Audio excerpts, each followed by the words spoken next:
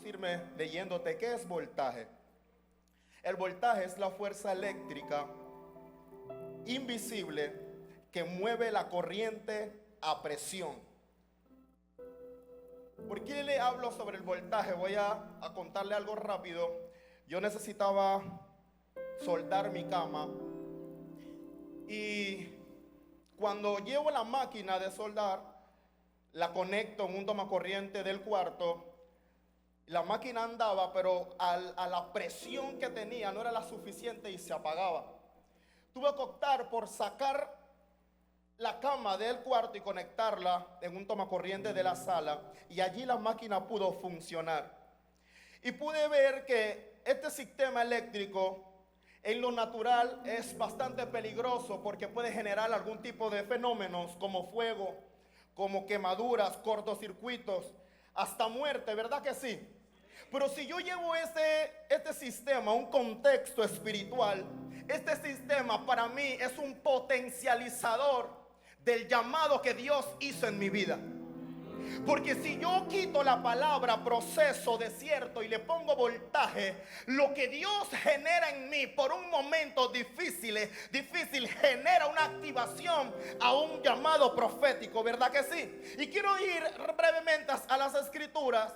La palabra en el libro de Juan, capítulo 11, relata una historia que ya todos nosotros conocemos, y es la historia de Lázaro, ¿verdad? Esta historia relata que Lázaro tiene dos hermanas llamadas Marta y llamada María.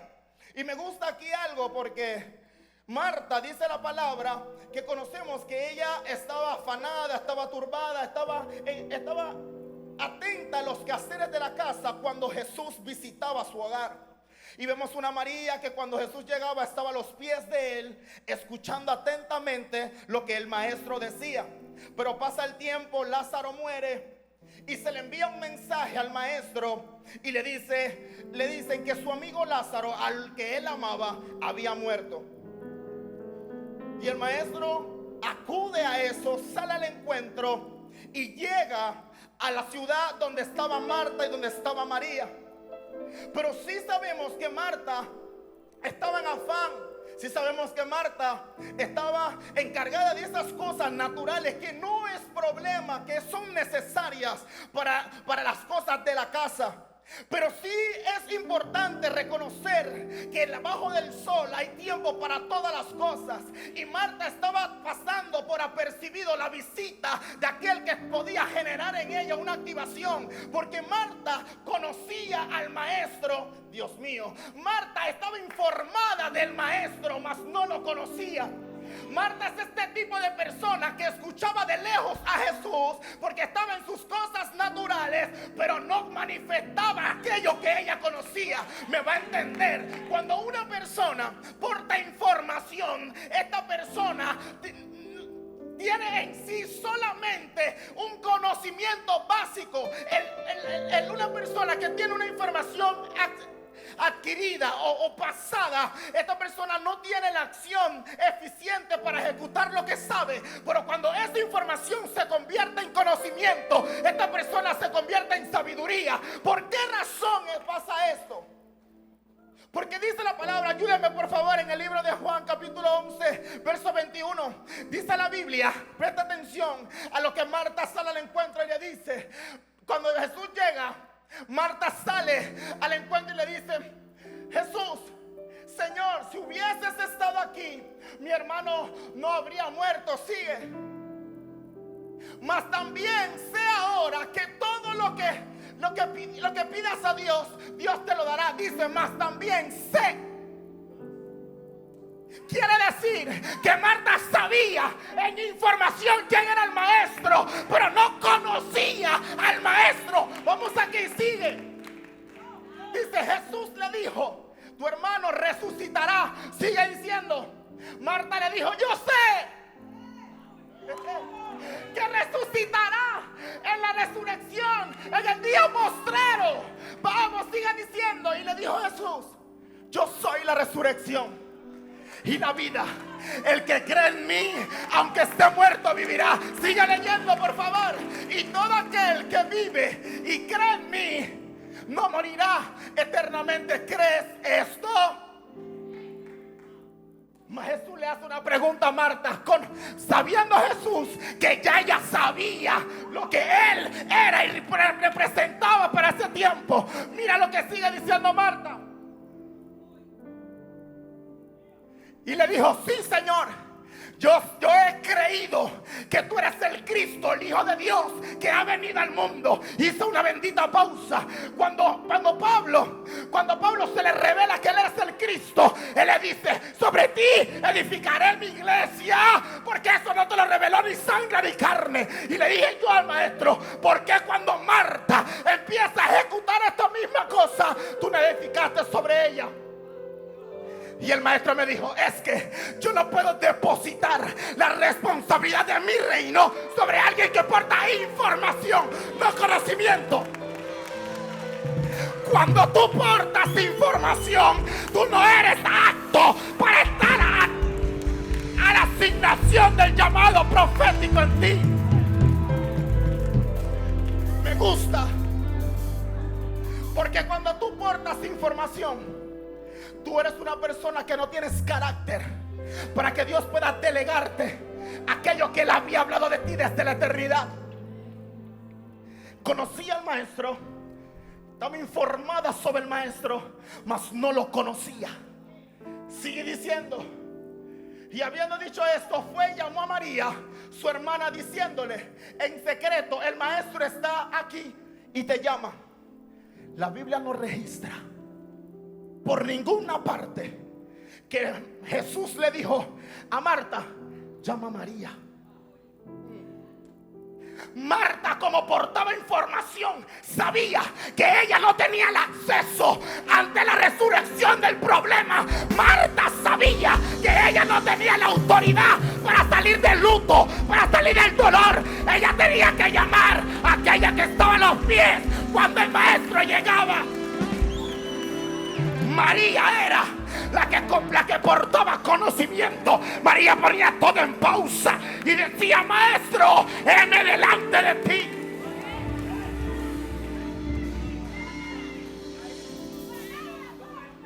Yo empecé diciéndole que el desierto o el proceso es mi razón de voltaje. ¿Por qué razón tenía que Jesús generar luto y dolor sobre la vida de Marta? No sobre la vida de María. Mira el riesgo que porta una persona que no quiere manifestar el conocimiento de Cristo. Pone en peligro su generación y su casa. María sale al encuentro y María le dice las mismas palabras que Marta. Vámonos ahora al verso 32, por favor. Dice María: cuando llegó a donde estaba Jesús, al verle se postró a sus pies. Cuando él llegaba a la casa, ¿qué hacía María? E inmediatamente corría a los pies del maestro. Era una cultura sobre la gente conocedora del propósito, que es de rodillas ante el altar para poder manifestar mañana el conocimiento de la palabra. Y María dijo: no, yo no tengo que improvisar nada. Ya yo conozco que es a los pies. Y sale al encuentro María y se tira a los pies del maestro y le dice: Jesús se postró a sus pies diciéndole: Señor, si hubieses estado aquí, no hubiera muerto mi hermano. Sigue. Jesús entonces, al verla llorando, y a los judíos que la acompañaban también llorando, se estremeció en espíritu y se conmovió. Sigue. Y dijo: ¿dónde le pusiste? Le dijeron: Señor, ven y ve. La gente que tiene contacto, la gente que tiene relación, la gente que tiene conocimiento de Dios, provoca que Dios rebote el luto, provoca que Dios rebote la situación difícil en casa. Sabía María que esa circunstancia difícil no era causa de su acción.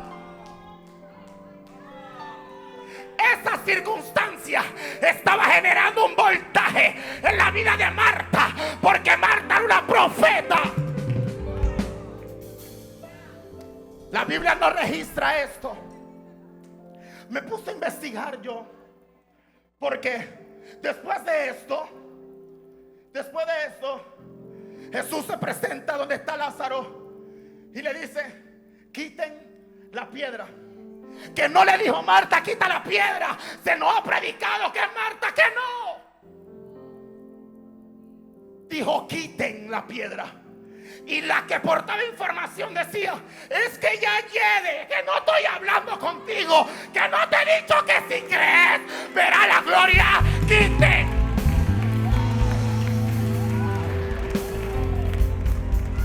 Quiten la piedra. Sale el tipo, le quitan la venda y todo lo demás. Y dije yo: ¿cómo es? ¿O cómo quedó la vida de esta mujer después de este epicentro de gloria? Y me maté buscando versículos y tantas cosas. Por algunos historiadores dicen que luego de esto Marta empezó a predicar el evangelio. Dice que salió de su tierra y empezó a disertar. Esta temporada difícil estaba generando en ella una activación, un voltaje al propósito eterno.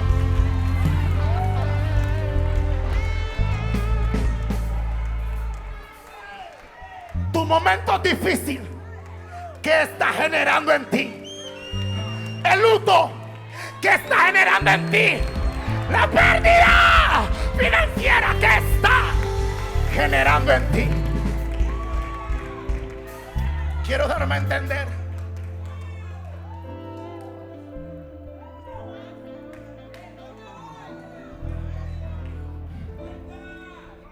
Elías. Por eso dije que el voltaje en Marta generó avivamiento. Pero ahora quiero hablarte de Elías.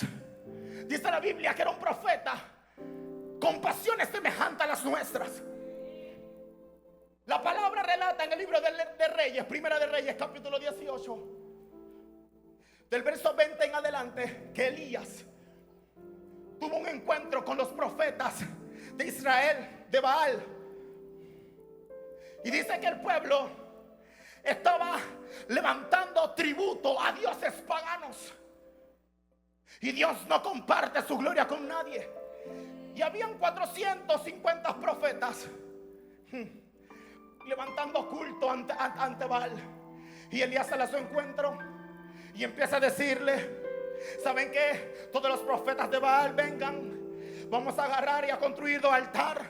Ustedes invoquen a su Dios, que yo voy a invocar al mío. Y el Dios que responda, a ese es al que hay que adorar. Hacen esto, llaman traen a los animales para el sacrificio y todas las demás cosas. Cuando le toca a Elías, dice la escritura que él manda que se cove alrededor del altar. Se hace una zanja, ponen leñas y él manda echarle agua varias veces a las leñas. ¿Para qué? 12 veces. ¿Para qué? Para poder manifestar al Dios conocido, no al Dios informado. Los profetas de Baal estaban informados que había un Dios, pero ellos no conocían que el Todopoderoso estaba sobre encima de todos esos dioses que ellos estaban invocando. Fuego descendió, se consumió el altar. Todos aquí sabemos que una leña mojada no sirve. Y un poder se mete. Todo el mundo queda asombrado. Se reconstituye, se reconstruye el altar a Jehová en Israel. Pero luego de esto, acá sale a Jezabel y le dice: Elías acaba de matar a todos los 400 profetas. Y levanta un edicto a Jezabel, esta mujer del diablo, y empieza a decir que así como sus profetas mueren, él también va a morir. El hombre lleno de fuego, el hombre que hizo que el altar mojado se consumiera, a través del edicto corre al desierto. Estamos hablando de voltaje y proceso, ¿verdad? Es este tipo de personas dentro de la iglesia que tiene relación con Dios, que conoce a Dios, pero una prueba lo encueva. Una prueba lo hace retroceder. Es ese tipo de persona que está al frente de ti profetizándote, pero cuando llega a su casa la depresión invade y acude a ella. Yo sé que aquí nadie me va a aplaudir, porque sí, aquí hay un manto profético y todos somos profetas cuando está la atmósfera, pero cuando no hay atmósfera nos encuevamos.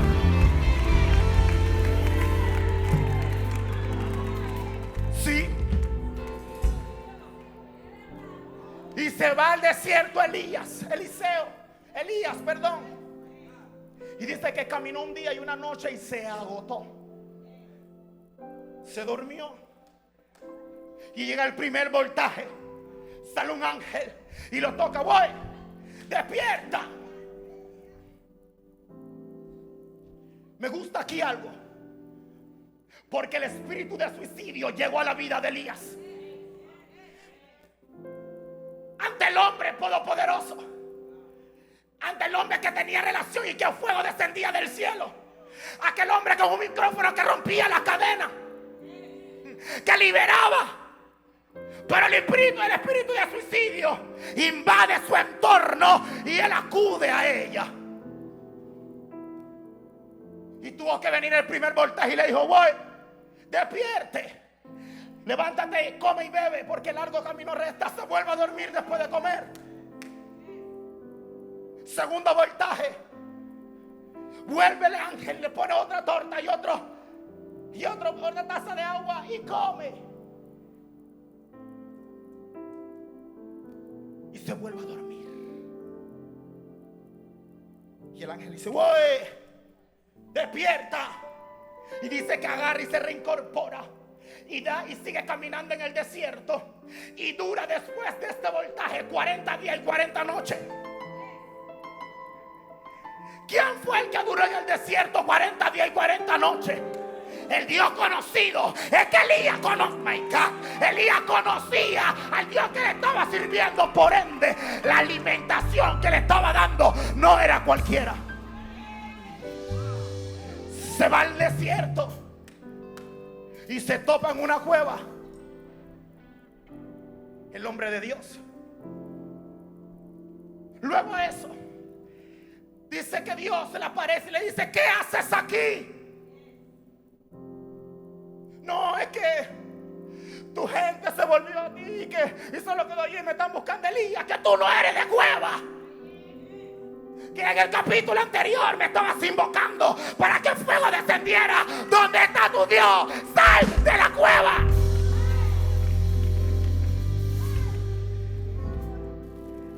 Dice que se le manifiesta el Señor de diferentes formas. Y Elías conocía a su Dios, porque percibía a Dios, pero sabía que Él no estaba en el viento. Sabía que no estaba en el fuego. Que conocía el voltaje del Padre, pero sabía que no estaba ahí. No era el momento indicado para presentarse.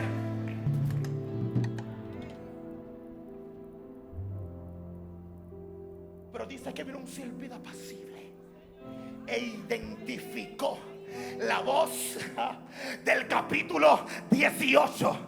Y empezó Dios a decirle: sal de la bendita cueva. No, maestro, es que sal y vete al desierto.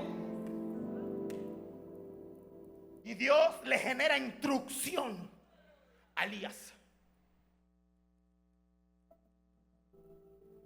Dice la palabra en Primera de Reyes capítulo 19, ayúdame por favor, versos 15 al 16. Wow, tan rápido. Y le dijo a Jehová: ve, vuélvete por tu camino, por el desierto de Damasco, y llegarás y ungirás a Hazael por rey de Siria. Vamos. Y Jehud, hijo de Nimsi, ungirás por rey sobre Israel. Y a Eliseo, hijo de Safat, de Abel Meolada, ungirás para que sea profeta. El proceso de Elías estaba generando un relevo generacional. Es que cuando tú estás atravesando circunstancias, el cielo a la gente que conoce le genera llaves de acceso. Mira, le hablaba a los jóvenes el domingo pasado de que en este tiempo Dios está buscando gente que no deje morir el legado o el principio de la fe sin antes ser transferido. Dios le estaba diciendo a Elías que no puedes morir, no puedes guardarte. Vine a decirte a ti hoy que en medio de tu prueba no puedes guindar los guantes, que en medio de tu circunstancia difícil no puedes dejar de morir. Que lo metió Dios en el desierto, que el espíritu de muerte le visitó el cuello, pero eso no fue suficiente para alguien que conocía el propósito. Yo no sé cuál es la visitación del enemigo para contigo, pero lo que yo sí sé, que todo lo que él se crea no es el motivo suficiente, no tiene el poder suficiente para hacerte retroceder, porque el mismo Dios que se te reveló al principio es el que te va a sustentar hasta el final.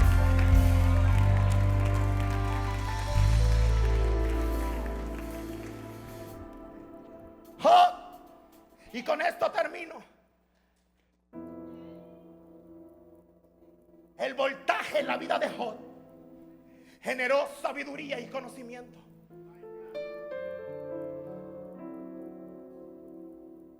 Muy rápido para terminar.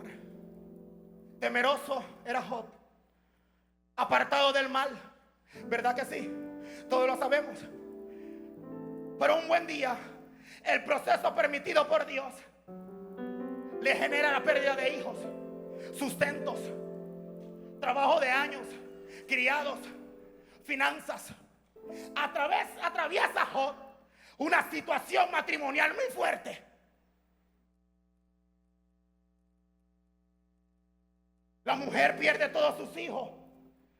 Estaba creyendo cuando todo estaba bien que el Dios de Job era el tipo.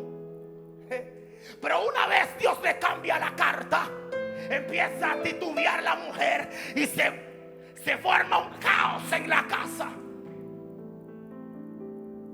Pero Job estaba informado de Dios, mas todavía no lo conocía. Despertaba todas las mañanas con un motivo, que era por sus hijos, para darle sacrificio a Dios ante el altar, para que Dios, la misericordia hacia ellos le alcanzara. Pero Job no estaba enseñándole a sus hijos que ellos eran los que tenían que levantarse toda la mañana a crearle sacrificio a su Dios. Y me gusta aquí algo, porque mira lo que dice la palabra en el libro de Job, capítulo 42, verso 5. De oídas te había oído, mas ahora mis ojos te ven. Que Dios, que Job estaba identificando que el proceso generó el voltaje perfecto para que se manifestara el Dios que él estaba informado. Él sabía que había que darle sacrificio, tenía esa información en su cabeza. Y tú y yo sabemos que hay que venir a la iglesia, ¿sí o no? Y por eso estás aquí. Tú y yo sabemos que debemos ir a casa de pan y por eso vamos. Tú y yo sabemos que debemos estar sujetos en rey y tantas cosas y por eso estamos. Pero no porque conocemos a Dios del propósito. Pero un momento difícil genera ese encuentro.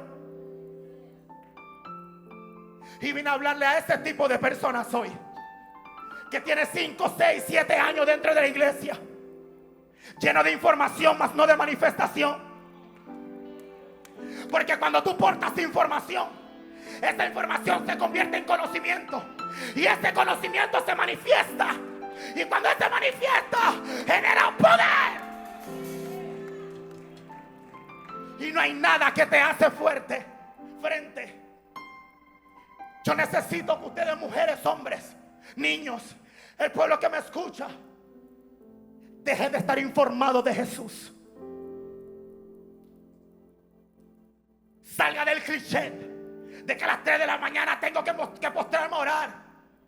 Es probable que Él no quiere que te postres a las 3 de la mañana, que lo hagas a las 6, que lo hagas a las 12. No metas a Dios en un cajito de fósforo, porque Él no cabe allí.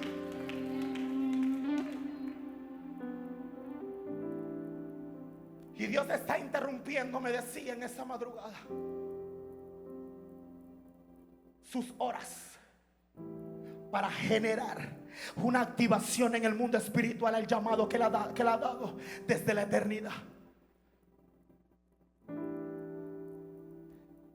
Y por eso te estoy diciendo que está generando tu proceso en ti. Porque tu momento difícil es un potencializador para el llamado proceso, para el llamado profético que Dios escribió sobre tu vida desde la eternidad. Que el Señor te bendiga.